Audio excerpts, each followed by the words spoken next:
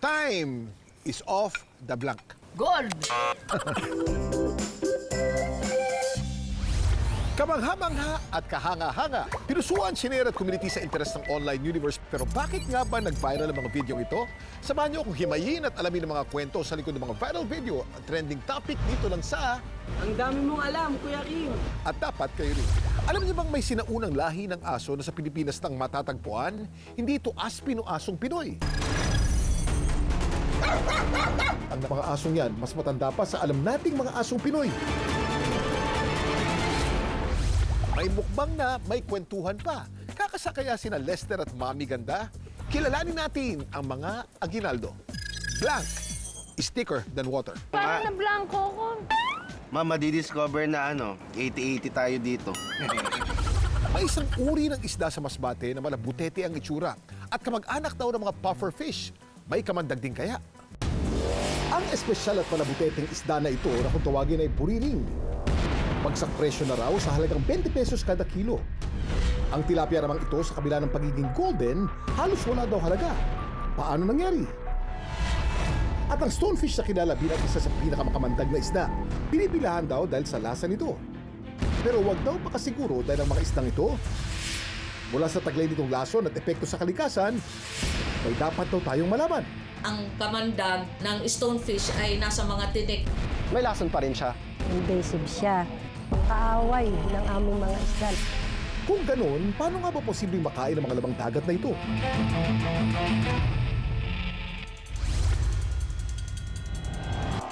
Tuwing mga buwan ng July hanggang September, siganang Masbate sa isda na kung tawagin ay buriring.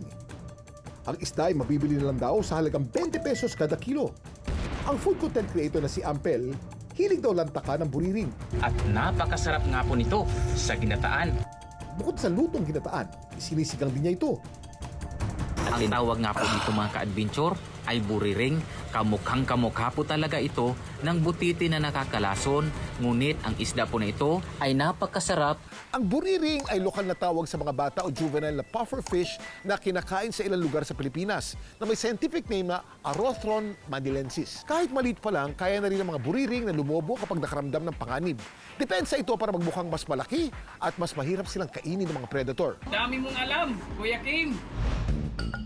Sa Masbate, taon-taon ginaganap ang Buriring Festival. Dito makakatikim ng iba't ibang luto ng isdang ito.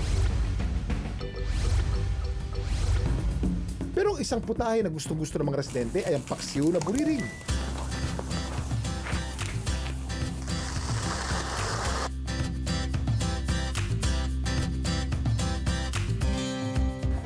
Masarap ang atay niya. Sarap.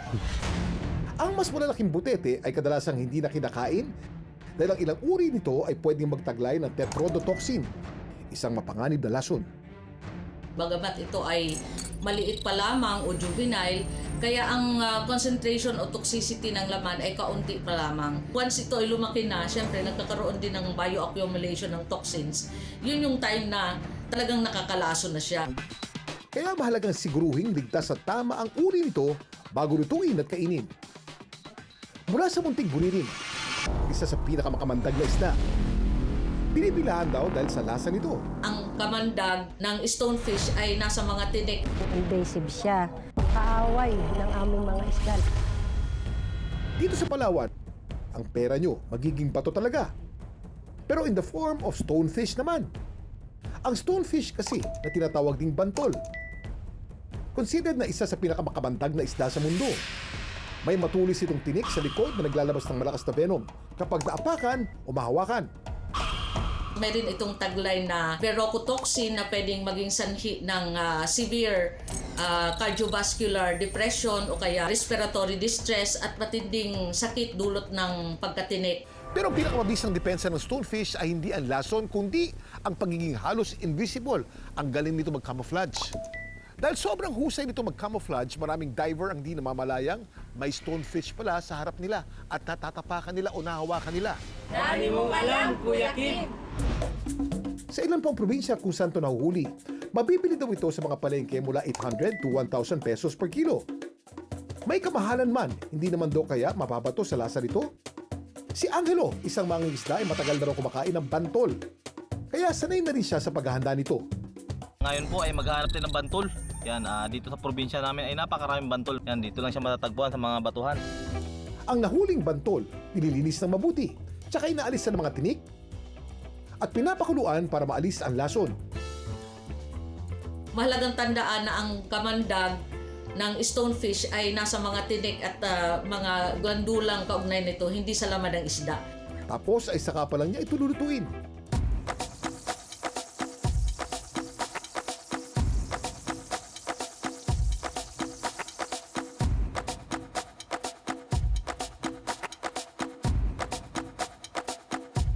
Sarap po niya, malinamnam. Sarap nga ito, kahit ihaw lang pwede. Kung ang stonefish ay kilala dahil sa kapangyarihan ng venom, iba naman ang dahilan kung bakit nakakaagaw pansin ang susunod nating isda. Kilalanin natin ang golden tilapia. Dito sa Sampaloc Lake sa San Pablo City sa Laguna, may ginto raw na matatagpuan. Ito ang golden tilapia o Midas cyclid. Ang Midas cyclid ay madali daw makilala dahil sa kulay nitong dilaw o kahel. Ang kakaibang kulay nito ay bunga ng genetic mutation o selective breeding, kaya nababawasan ang maitim na pigment at nagiging dilaw o ginintuan ng katawan. Kahit mukhang espesyal, hindi naman bagong uri ng isda ang golden tilapia. Isa rin itong tilapia, nagkaiba lang sa kulay dahil sa kanilang mga genes. Pero ang tilapia na ito hindi raw katutubo sa Pilipinas. Posibleng ang mga unang golden tilapia ay nakawala raw sa mga nag-aalaga nito at aksidentally nadala sa katubigan. Bukod sa kakaibang kulay, ang golden tilapia pwedeng maging banta sa mga katutubong isda dahil isa itong invasive alien species. Nakikilala na siya kasi nga may mga nakakakita, nakakahuli hanggang sa yung mga vlogger. Pero sa totoo lang, hindi siya dapat maging source of income kasi siya nagiging kaaway ng aming mga isda. Nakain nila yung mga fingerlings. Dahil ito ay agresibo at mabilis din dumami, nauuna nito ang mga native fish natin sa pagkain at tirahan. Because of this, bumababa ang huli ng mas mahalagang isda. Kahit golden ito ituring, wala daw ito halos halaga. Para mapakinabangan ang golden tilapia ang nahuhuli, inuulam na lang daw ito ng mga mangingisda. May lasa naman po siya, kaya lang hindi po siya kasing sarap nitong ating ordinaryong tilapia. Sa tamang paghanda at sapat na impormasyon, ang mga isdang tila kinakatakutan ng ilan, pwede palang kainin at pakinabangan. Dami mong alam, Kuya Kim. Willing ba kayo mag-adopt ng aso? Pero ang breed, which dog? Sa dog farm na to kung saan sari-sari ang mga aso, may isang tatak Pilipino.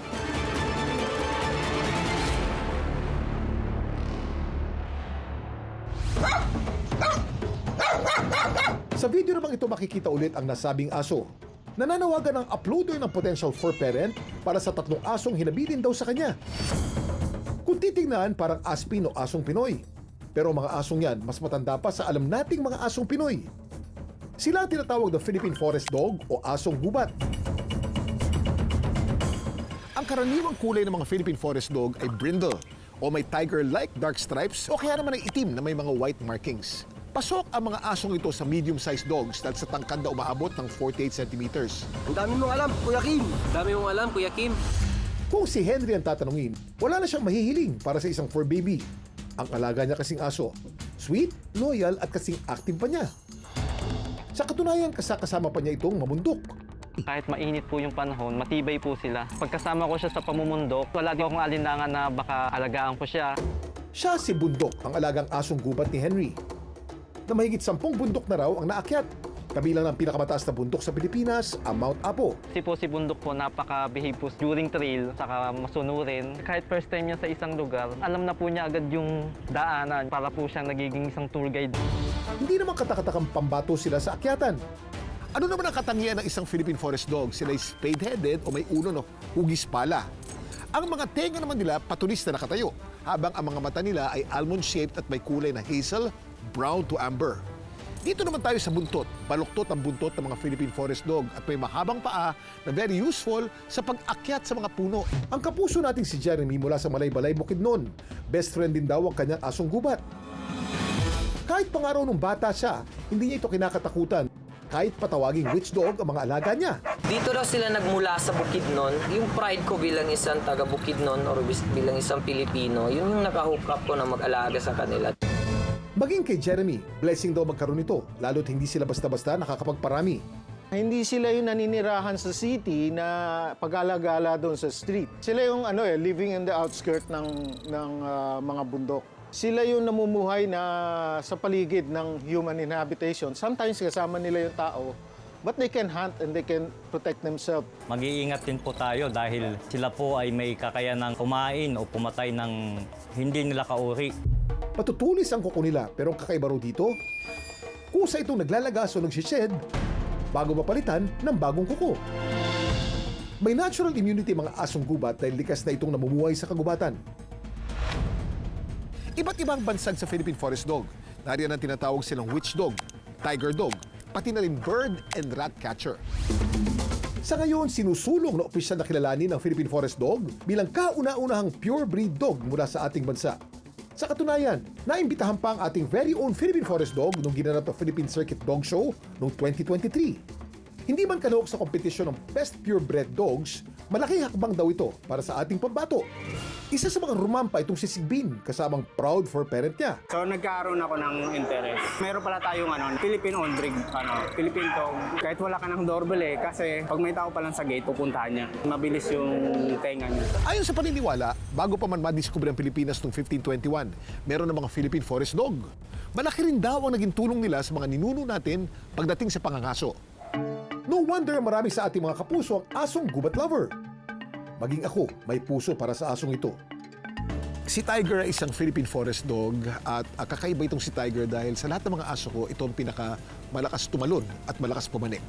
Kumbaga, napakataas ng pader ko rito, kayang panikin ni Tiger.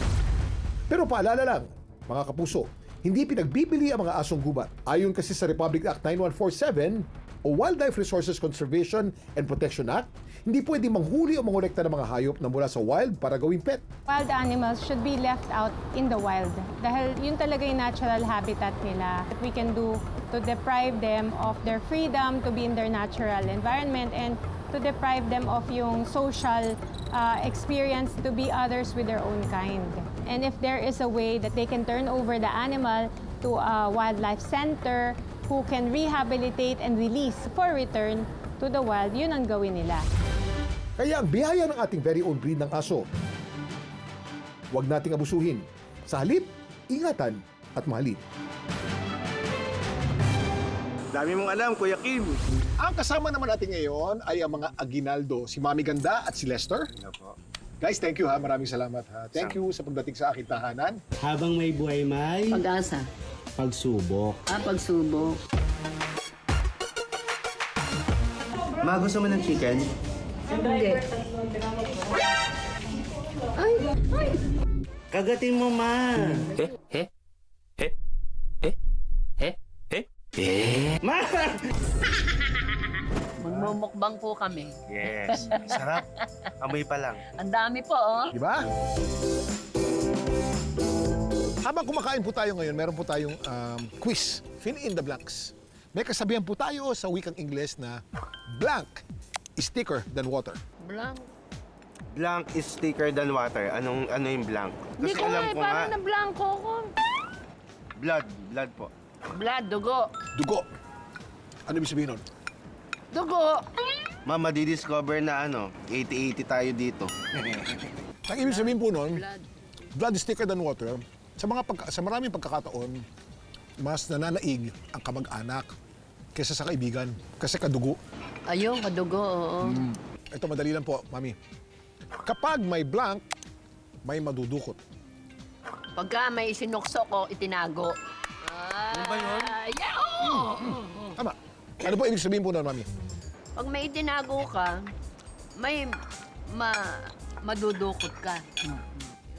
Kumbaga, May madudukot ka. Ano ba? Sinukso. save and, lang niya eh. Sinasabi mo lang ulit yung kasabihan eh. save for a rainy day. Kumbaga, kung meron tayong tinabi, may savings tayo. Oh, Parang meron tayo. Problema, merong magagastos. Yung binigay sa akin ni Kuya Kim, yung puro baboy, walang pansin. Kasi mahal ko kayo. Ito pa, susunod. Time is off the blank. Gold! Time is of the gold. Time is gold! Tama po yung time is gold. Bakit Pero hindi pa meron ba? is of the eh. Time is of the essence. Ano yung essence? Parang kayo sa herding budol, no? Nagkakasundo kayo ng herding budol. Pare po kaming tanga-tanga.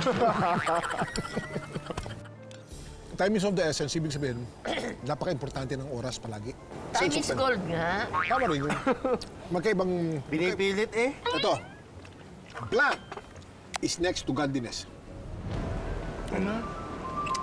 Black. Ano? Ano daw? Blank is next to godliness. Godliness. Lalalim ng mga talinghaga mo. Ang sagot po ay Cleanliness. cleanliness is next to godliness. Ang mga malilinis na tao sa labas, pwedeng maging malapit sa Diyos. Pero hindi palagi. Wala yun ano? Pero hindi palagi. Marami yung kilala, malinis sa labas, pero marumi yung loob.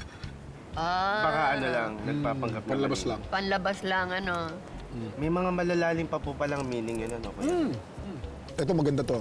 Ang tunay na kaibigan ay nasusubok sa oras ng Pangangailangan. Pagipitan. Ano ba yun? nagipitan para kailangan. Oo. Kagipitan. Pangangailangan, ganun din yun. Ang blank na hitik sa bunga ay kusang yumuyuko. Ang puno, nahitik sa bunga. Ano ba yun?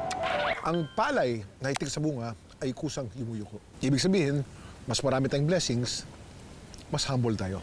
Yumuyuko. Ang ganda. Gusto ko yun. Ito, madaling maging tao, pero mahirap. Magpakatao. Tagalog Pag kasi. Tagalog, ano? Oo, pag English, hindi ko na po alam.